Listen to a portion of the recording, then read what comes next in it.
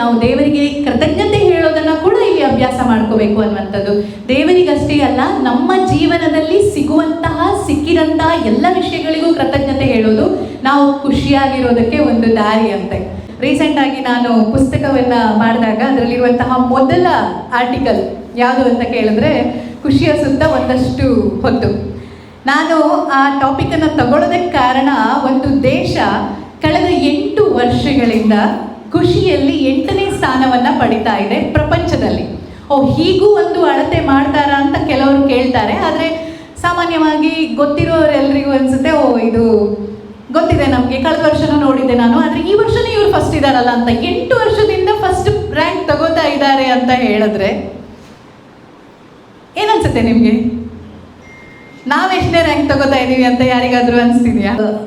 ಅದು ಯಾವ ಕಂಟ್ರಿ ಇರ್ಬೋದು? ಯಾರ್ಯಾದ್ರೂ ಒಬ್ರು ಹೇಳ್ಬೋದಾ? ಭೂತಾನ್, ಬೇರೆ ನೆದರ್ಲ್ಯಾಂಡ್, ಬೇರೆ ಸ್ವಿಟ್ಜರ್ಲ್ಯಾಂಡ್, ಸ್ಕಾಟ್ಲ್ಯಾಂಡ್, ಲ್ಯಾಂಡ್ ಹೇಳ್ತಾ ಹೋಗಿ, ಐಸ್ಲ್ಯಾಂಡ್, ಮತ್ತೆ ಐಲ್ಯಾಂಡ್, ಯಾವುದಾದ್ರೂ ಒಂದು ಲ್ಯಾಂಡ್.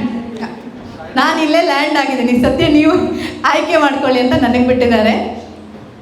ಫಿನ್ಲ್ಯಾಂಡ್ 8 ವರ್ಷದಿಂದ ಟಾಪಲ್ಲಿ. ಇನ್ನು ನೀವು ತಗೊಂಡ್ರೆ ಡೆನ್ಮಾರ್ಕ್, ಅವ್ರು ಹೇಳಿದಾಗೆ ನಾರ್ವೆ ಇದೆ. ಇಲ್ಲಿ ಒಂದು ಆನ್ಸರ್ ಬಂತಲ್ಲ ನನಗೆ, ನೆದರ್ಲ್ಯಾಂಡ್. ಹಾಗೆ ಈ ಕಂಟ್ರೀಸ್ ಎಲ್ಲ ಟಾಪ್ 10 ಎಲ್ಲೂ ನಮ್ಮ ಅಮೇರಿಕಾ, ಜಪಾನ್, ಸ್ವಿಟ್ಜರ್ಲ್ಯಾಂಡ್, ಭಾರತ ಇದನ್ನ ಲಿಸ್ಟಲ್ಲಿ ಕಾಣೋದಕ್ಕಾಗೋದಿಲ್ಲ.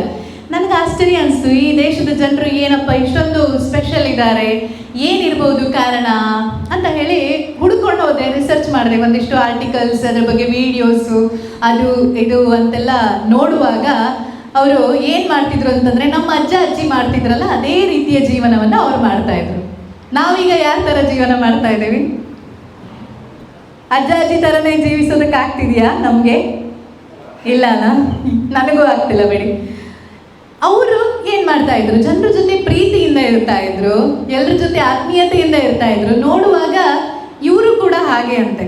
ಅಂದರೆ ಬೇರೆಯವ್ರಿಗೆ ಏನಾದರೂ ಕಷ್ಟ ಇದ್ದಾಗ ಸಹಾಯ ಮಾಡೋದು, ಬೇರೆಯವರನ್ನ ನಮ್ಮ ಫ್ಯಾಮಿಲಿಯವರೇ ಅಂತ ಅಂದ್ಕೊಳ್ಳೋದು, ಪ್ರೀತಿಯಿಂದ ನೋಡೋದು, ಪರಿಸರದ ಜೊತೆ ಒಂದಿಷ್ಟು ಹೊತ್ತು ಟೈಮ್ ಸ್ಪೆಂಡ್ ಮಾಡೋದು. ಅಲ್ಲಿ 70% ಅರಣ್ಯ ಸಂಪತ್ತಿದೆಯಂತೆ ಫಿನ್ಲ್ಯಾಂಡ್ನಲ್ಲಿ.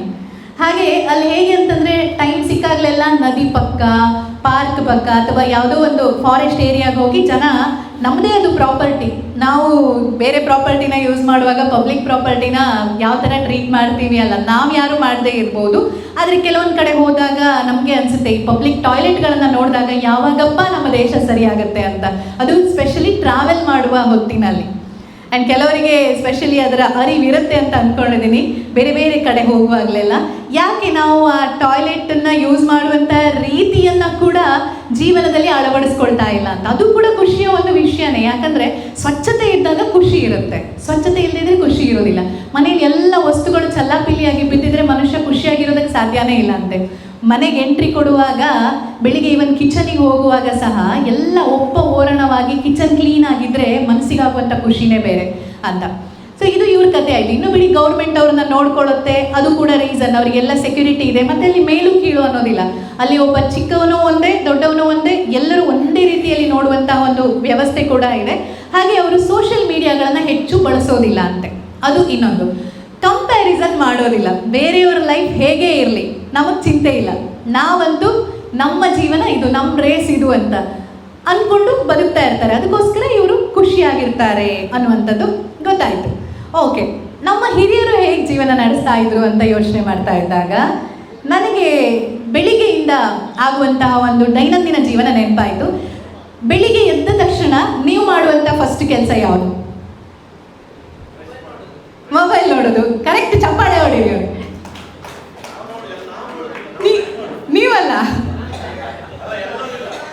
ಅಲ್ಲಲ್ಲ, ಪರವಾಗಿಲ್ಲ, ಅದು ಉತ್ತರನೇ. ಅವರು ಸತ್ಯವನ್ನ ಒಪ್ಕೊಂಡಿದ್ದಾರಂತ. ಮೊಬೈಲ್ ನೋಡೋದು. ಯಾಕೆ ಅಂದರೆ ಅಲ್ರಾಮನ್ನು ಮೊಬೈಲಲ್ಲಿ ಇಟ್ಕೊಳ್ತೇವೆ, ಅನಿವಾರ್ಯವಾಗಿ ಮೊಬೈಲನ್ನು ನಾವು ನೋಡಲೇಬೇಕಾಗತ್ತೆ. ಸೊ ಮೊಬೈಲ್ ನೋಡ್ತೇವೆ. ಆದರೆ ನಮ್ಮ ಅಜ್ಜ ಅಜ್ಜಿ ಏನು ನೋಡ್ತಾ ಇದ್ರು ಬೆಳಿಗ್ಗೆ ಎದ್ದ ತಕ್ಷಣ? ಏನು ನೋಡ್ತಾ ಇದ್ರು? ಕರೆಕ್ಟ್, ಕೈಯನ್ನ ನೋಡ್ತಾ ಇದ್ರು. ಕರಾಗ್ರೆ ವಸತೆ ಲಕ್ಷ್ಮಿ, ಕರಮಧ್ಯೆ ಸರಸ್ವತಿ ಕರಮೂಲೆ ಸ್ಥಿತಾ ಗೌರಿ ಪ್ರಭಾತೆ ಕರದರ್ಶನಂ. ಕಣ್ಣನ್ನ ಉಜ್ಕೊಂಡು ಕಣ್ಮೇಲಿಟ್ಟು ಆಮೇಲೆ ಕಣ್ಣನ್ನು ಓಪನ್ ಮಾಡ್ತಿದ್ರು. ನಮ್ಮ ಕರಾವಳಿ ಕಡೆ ನಾನು ಕೇಳಲಿಲ್ಲ, ಆದರೆ ಕೆಲವೊಂದು ಕಡೆ ಭೂಮಿ ತಾಯಿಗೆ ನಮಸ್ಕಾರ ಮಾಡ್ತಾರಂತೆ ಬಗ್ಗಿ. ಬೆಳಗಾಗ ಎದ್ದು ಯಾರ್ಯಾರ ನೆನೆದೇವು ಎಳ್ಳು ಜೀರಿಗೆ ಬೆಳೆಯುವ ಭೂತಾಯ ಅಂತ ಒಂದು ಜನಪದ ಗೀತೆ ನೀವೆಲ್ಲಾದರೂ ಕೇಳಿದ್ರೆ ನಿಮ್ಗೆ ನೆನಪಾಗ್ಬೋದು. ಬೆಳಿಗ್ಗೆ ಎದ್ದ ತಕ್ಷಣ ಭೂಮಿಗೆ, ಅಮ್ಮ ಇವತ್ತು ದಿನವಿಡೀ ನಿನ್ನನ್ನು ನಾನು ತುಳಿತೇನೆ, ಅದಕ್ಕೋಸ್ಕರ ನಿನ್ನನ್ನು ನಾನು ನಮಸ್ಕಾರ ಮಾಡ್ತಾ ಇದ್ದೇನೆ. ಸೂರ್ಯನನ್ನು, ನಮ್ಮ ಅಜ್ಜಿ ಅಂತೂ ಯಾವಾಗಲೂ ಫಲ ಕೊಡುವಂತಹ ಗಿಡ ಮರಗಳನ್ನು ನೋಡಬೇಕು ಅಂತ ಹೇಳಿ ಚಿಕ್ಕ ವಯಸ್ಸಲ್ಲಿ ಯಾವಾಗಲೂ ಹೇಳೋರು. ಆವಾಗ ಅರ್ಥ ಆಗ್ತಿರ್ಲಿಲ್ಲ ಯಾಕೆ ಇವರು ಮರ ನೋಡು ಅಂತ ಹೇಳ್ತಿದ್ದಾರೆ. ಒಂದು ಮರ ಕಟ್ಟಾಗಿದೆ ಅಂತಂದರೆ ಆ ಮರ ಅಲ್ಲ, ಮರದಲ್ಲಿ ಹೂ ಇರಬೇಕು, ಹಣ್ಣು ಇರಬೇಕು ಅಂತ ತೆಂಗಿನ ಮರ ನೋಡೋದು ಅಥವಾ ಹಣ್ಣಿರುವಂಥ ಮರ ನೋಡೋದು. ಯಾಕೆ ಅಂತ ನೋಡುವಾಗ ನನಗೆ ಗೊತ್ತಾಯಿತು, ಯೋಗದಲ್ಲಿ ನಿಮಗೆ ಹೇಳ್ತಾರೆ ಸಾಮಾನ್ಯವಾಗಿ ಆಕಾಶ ನೋಡಬೇಕು, ಹಸಿರು ಬಣ್ಣಗಳನ್ನು ನೋಡಬೇಕು, ಇದು ನಮ್ಮ ಇಂದ್ರಿಯಗಳನ್ನು ಆ್ಯಕ್ಟಿವ್ ಮಾಡುತ್ತೆ, ಚಕ್ರಗಳನ್ನು ಆ್ಯಕ್ಟಿವ್ ಮಾಡುತ್ತೆ ಅನ್ನೋದನ್ನು ನಾವು ಕೇಳಿರ್ತೀವಿ. ಇದೆಲ್ಲ ಗೊತ್ತಿರುವಂಥದ್ದೇ, ಆದರೆ ಅನುಸರಿಸೋದಕ್ಕೆ ನಮಗೆ ಬೆಳಗಿನ ಹೊತ್ತು ಏನೇನೋ ಟೆನ್ಷನ್ ಇರುತ್ತೆ. ಕೆಲವರು ಈಗ ಲೇಡೀಸ್ ಅಂತಂದರೆ ಎಷ್ಟೇ ಅವರು ಹೊರಗಡೆ ಕೆಲಸ ಮಾಡೋರಾದರೂ ಅಡುಗೆ ಮನೆಗೆ ಹೋಗಲೇಬೇಕು. ಬೆಳಿಗ್ಗೆ ಎದ್ದ ತಕ್ಷಣ ಸೀದಾ ಎದ್ದು ನಾವು ಅಡುಗೆ ಮನೆಗೆ ಹೋಗ್ತೀವಿ. ಆದರೆ ಆ ಅಡುಗೆ ಮನೆಗೆ ಹೋಗುವ ಮೊದಲಿನ ಗ್ಯಾಪ್ ಅಥವಾ ನಾವು ಬೇರೆ ಕೆಲಸ ಶುರು ಮಾಡೋದಕ್ಕಿಂತ ಒಂದಿಷ್ಟು ಗ್ಯಾಪ್ ಇರ್ತದಲ್ಲ, ಆ ಗ್ಯಾಪಲ್ಲಿ ಇದಿಷ್ಟು ಕೆಲಸ ನಾವು ಮಾಡ್ತೀವಲ್ಲ, ಅದರಿಂದ ನಮ್ಮ ದೇಹದಲ್ಲೂ ಬದಲಾವಣೆ ಆಗುತ್ತೆ. ಬೆಳಿಗ್ಗೆ ಸ್ಟ್ರೆಸ್ ಹಾರ್ಮೋನ್ ರಿಲೀಸ್ ಆಗುತ್ತಲ್ಲ, ಅದನ್ನ ಕೂಡ ಕಡಿಮೆ ಮಾಡುತ್ತಂತೆ. ಇದೆಲ್ಲ ನಮ್ಮ ಅಜ್ಜ ಅಜ್ಜಿಗೆ ಸೈಂಟಿಫಿಕ್ ಆಗಿ ಹೇಳಿ ಅಂತಂದ್ರೆ ಅವ್ರಿಗೆ ಗೊತ್ತಿತ್ತೋ ಇಲ್ವೋ ಗೊತ್ತಿಲ್ಲ, ಆದರೆ ಇದೆಲ್ಲ ಸೈಂಟಿಫಿಕ್ ಆಗಿ ಇರುವಂತ ವಿಷಯಗಳು.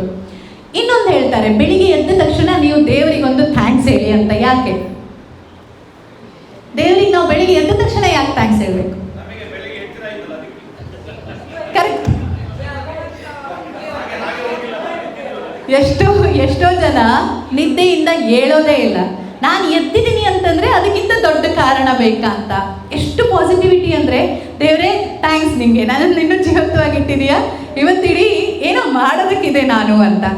ಆಮೇಲೆ ನಮ್ಮ ಹತ್ರ ಇರೋದನ್ನು ನೆನಪು ಮಾಡ್ಕೋಬೇಕಂತೆ. ಎಲ್ಲವನ್ನ ಪಾಲಿಸೋದಕ್ಕಾಗಲಿಲ್ಲ ಅಂದ್ರೆ ಒಂದಿಷ್ಟು ವಿಷಯಗಳನ್ನ ಪಾಲಿಸೋದಕ್ಕೆ ಸಾಧ್ಯ ಅಂತಂದರೆ ಓಕೆ. ನಾವು ಯಾವಾಗಲೂ ಕೊರತೆಗಳ ಬಗ್ಗೆ ಕಂಪ್ಲೇಂಟ್ ಮಾಡ್ತೀವಿ. ದೇವಸ್ಥಾನಕ್ಕೆ ಹೋದಾಗ ಸಾಮಾನ್ಯವಾಗಿ ನಾವು ಬೇಡ್ಕೊಳ್ಳೋದಿರುತ್ತೆ ನಮ್ಮ ಮನಸ್ಸಿನ ಮಾತುಗಳನ್ನು, ನನಗಿದು ಬೇಕು ಅದು ಬೇಕು ಅಂತ. ಆದರೆ ನಾವು ದೇವರಿಗೆ ಕೃತಜ್ಞತೆ ಹೇಳೋದನ್ನು ಕೂಡ ಇಲ್ಲಿ ಅಭ್ಯಾಸ ಮಾಡ್ಕೋಬೇಕು ಅನ್ನುವಂಥದ್ದು. ದೇವರಿಗಷ್ಟೇ ಅಲ್ಲ, ನಮ್ಮ ಜೀವನದಲ್ಲಿ ಸಿಕ್ಕಿದಂತಹ ಎಲ್ಲ ವಿಷಯಗಳಿಗೂ ಕೃತಜ್ಞತೆ ಹೇಳೋದು ನಾವು ಖುಷಿಯಾಗಿರೋದಕ್ಕೆ ಒಂದು ದಾರಿ ಅಂತೆ. ಯಾವ ವಿಷಯಕ್ಕೆಲ್ಲ ಹೇಳ್ಬೋದು, ಓ ನನಗೆ ವಿದ್ಯೆ ಕೊಟ್ಟಿದೆಯಾ, ಬುದ್ಧಿ ಕೊಟ್ಟಿದೆಯಾ, ಅಥವಾ ಈ ಥರದೊಂದು ಫ್ಯಾಮಿಲಿ ಇದೆ, ಅಥವಾ ನನಗೆ ಈ ಥರ ಏನೋ ನಿಮ್ಗಿರುವಂಥ ಒಂದು ಟ್ಯಾಲೆಂಟ್ ಬಗ್ಗೆ. ಆಗ ನಮ್ಮ ಮನಸ್ಸಲ್ಲಿ ಬದಲಾವಣೆ ಆಗುತ್ತೆ. ಏನು ಬದಲಾವಣೆ? ಓ ಇಷ್ಟೊಂದೆಲ್ಲ ಇದೆಯಲ್ಲ, ನೀನೆಷ್ಟು ಶ್ರೀಮಂತ ಮಾರಾಯ, ಮತ್ತೆ ಯಾಕೆ ನೀನು ಚಿಂತೆ ಮಾಡಬೇಕು ಅಂತ. ಅಲ್ಲಿಂದ ನಮ್ಮ ಒಂದು ಖುಷಿ ಇನ್ನೊಂದು ರೀತಿ ದಾರಿಯನ್ನು ತಗೊಳುತ್ತೆ.